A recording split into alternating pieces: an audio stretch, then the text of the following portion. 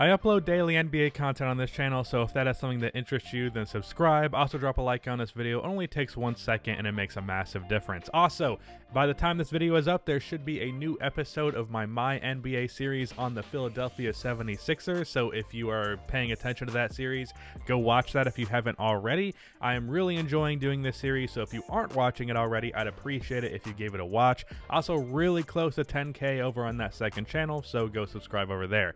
But with that out of the way, today I want to talk about the Atlanta Hawks and what their chances are to make the playoffs and why I think they will be a playoff team in this next coming season. So the Atlanta Hawks obviously made a lot of big splashes in this year's free agency. They landed Danilo Gallinari, and as of yesterday, they landed Bogdanovic, as well as the addition of Rajon Rondo and Chris Dunn. And I think there's somebody else that's slipping my mind, but I can't think of them right now. They also drafted, I think his last name is Okongwu, who is a center, not a power forward. I accidentally said he was a center in my winners and losers of the draft video, but he is a center, so just clearing that one up. So going into next season, assuming they plan on starting Danilo Gallinari at the small forward spot, their starting lineup is going to be Trae Young, Bogdanovic, Danilo Gallinari, John Collins, and Clint Capella, and then they're going to have Rondo, Chris Dunn, Kevin Huerter, Cam Reddish, DeAndre Hunter, and Okongwu off of the bench. And that is a pretty damn deep team, and that is a pretty damn good team, especially on the offensive end of the court. Quite significantly more skewed to the offensive end of the court, but we'll talk about that later. So let's first talk about some of these additions and what they can bring. So first of all, Danilo Gallinari is a bit of a confusing addition, being that he really is a power forward in the modern NBA, and he has now played small forward in quite a while, and the Atlanta Hawks obviously have John Collins. There are rumors that the Atlanta Hawks want to get rid of John Collins because Collins is asking for max money, and it's questionable if Collins is actually worth that max money. I think the plan is for them is that they're going to see what Collins can do this year, because Collins has gotten better as each season has gone on, and they're going to see, is he worth this kind of money? And if not, we have Danilo Gallinari on contract and we have Okongwu on contract, so we can gradually build towards not having to worry about John Collins in the big man department. And personally, for me, I don't think Collins is worth a max, but I think he's going to be worth something pretty close to it, because Collins has gotten to the point where he's a passable defensive player. He's not horrible anymore. He's okay. And then offensively, he's the perfect power forward for Trae Young. Like, pretty much the perfect power forward for him, because last year he shot 40% from three on a decent amount of attempts. He's become a pretty good three-point shooter. He's a very good mid-range shooter, and then he's a fantastic pick-and-roll partner because he's one of the most athletic big men in the NBA. He's also good at scoring in the post, just scoring off the dribble even sometimes. John Collins is just really good at putting the ball in the basket, also a very good rebounder, average double-digit rebounds, and again, spreading the floor, good pick-and-roll partner, grabs rebounds, okay at defense. And I understand with the Atlanta Hawks, with Trae Young being the foundation of your team, you do not want too many guys who are okay at defense, but it's not like trading off from John Collins to Danilo Gallinari is a defensive improvement. It's not. All you're doing there is saving some money, and honestly, I don't even know that it's worth saving that money, because John Collins to me is a better player than Gallinari, even though the difference is not huge, and in the long term, he's not in his 30s, unlike Danilo Gallinari. So I would most certainly be holding on to John Collins if I'm the Atlanta Hawks, unless he's asking for stupid money, and I don't think he will be.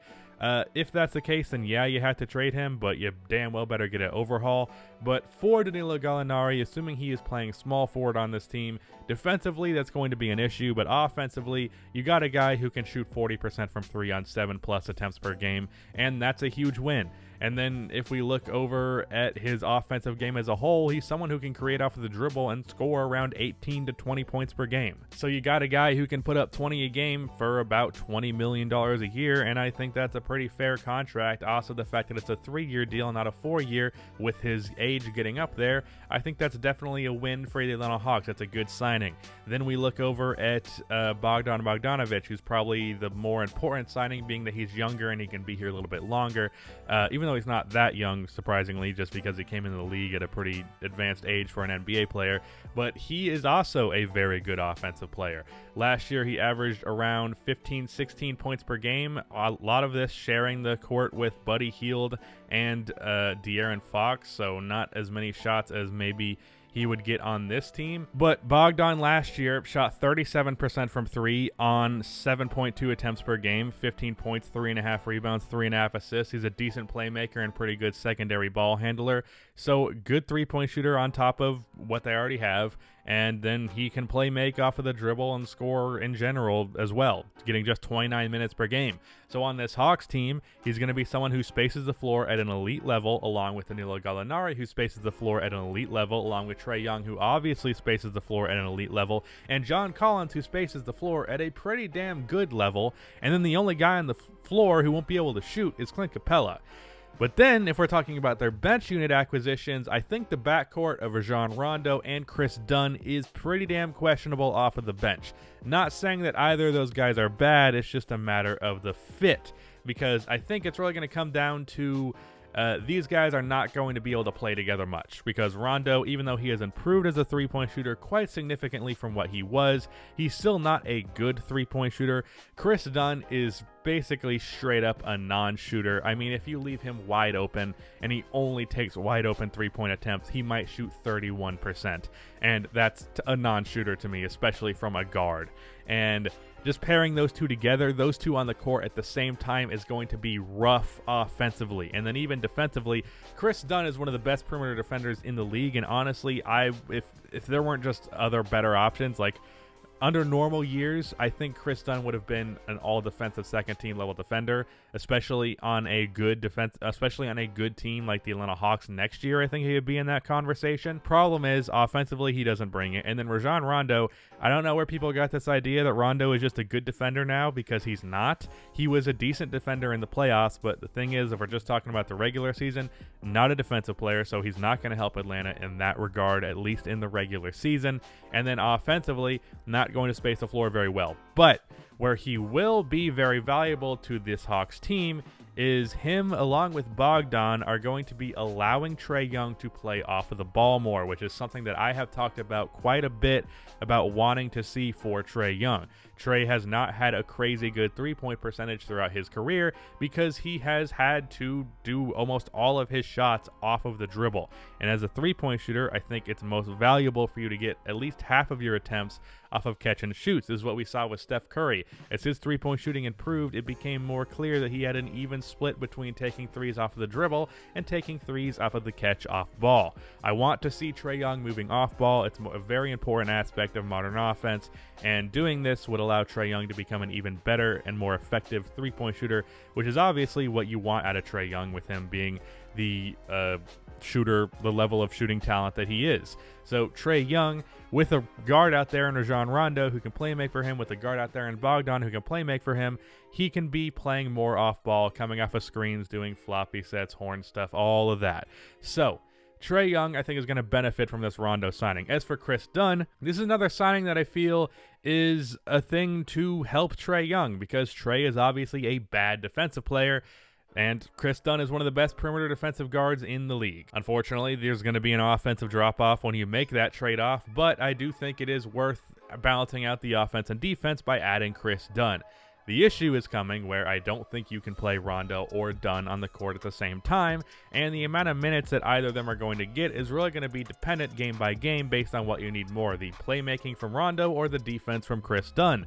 And it's unfortunate that both of these guys are not going to be able to be utilized to their fullest extent because you already have one or the other. You're going to have to basically choose one or the other to be the majority guy. And I think Rondo is winning that one. But defensively, this Hawks team is going to struggle. So there's a chance that Chris Dunn actually does win that one because he's a far superior defensive player. And he's a decent playmaker. So I don't know. But I think the signing of those two is a little bit perplexing. I think I'd rather just have Rondo or Dunn, and then I've used that money on somebody else in free agency, maybe a wing who can play defense, who's not a rookie or a second-year player, I should say. Outside of that, what can I project this Atlanta Hawks team to be? Well, I think most certainly they're going to be one of the best offenses in the league. Like, if I had to put money on it, I would put it on they're going to be a top 5 offense. I would even wager top 3 offense, because this amount of shooting, a good amount of playmaking, guys who can consistently get you 20 points a night, like Trae Young is obviously going to do that. Bogdan can do that if you need him to. Gallo can do that easily. John Collins can do that. Like, that's a lot of offense right there. And then even off of the bench, Kevin Huerter, DeAndre Hunter, and Cam Reddish have not been amazing so far in their careers, but off of the bench, I think they're pretty good, so that should be good. Kevin Huerter is definitely a good bench player. He's a solid starter and then a really good bench player, especially offensively. Rondo brings offense off of the bench as a playmaker, so I do think they're going to be a top offense in the league. Where the issue is going to come is the defense. Now, I think I could make a comparison with this team to last year's Wizards, where I think they're going to be an elite offensive team, and then the defense is going to be very bad. I do think, however, it's not going to be quite as bad as it was for last year's Wizards. Clint Capella is a pretty good defensive player, especially a rim protector. Can't ask him to do too much outside of the paint, but in the paint, he is very good. Chris Dunn is a very good defensive player, as I've said. Okongwu was drafted for his defense, from what I understand, so you're not really going to have an issue at the center spot defensively, and the center spot is the most important spot to have a good defender, so it's nice that they have two of those guys. And then John Collins, as I said, has been okay. Bogdan, I don't think is a bad defender, but he's not really a good one either, so you have two okay defenders, two bad ones, and a good one in your starting lineup. And then off of the bench, you have two good defenders, an okay defender in Rondo, a good defender in both Cam Reddish and DeAndre Hunter, and then a bad defender in Kevin Huerter. So I think the Hawks have the foundation to be a solid defense.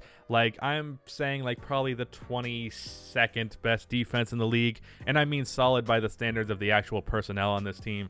So the Hawks, I would say top 3 offense, and then probably the 22nd best defense. And I think that difference in defense from them versus the Wizards last year, who were 30th in defense, I think is going to be enough to push them into a playoff spot in the Eastern Conference.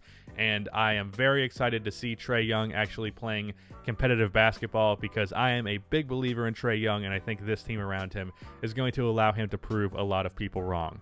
But that's the end of this video. Again, go check out that My League series or My NBA series, whatever you want to call it. It's a whole lot of fun. I'd appreciate your support over there. And yeah, like and subscribe for more NBA content like this, and cue the outro music.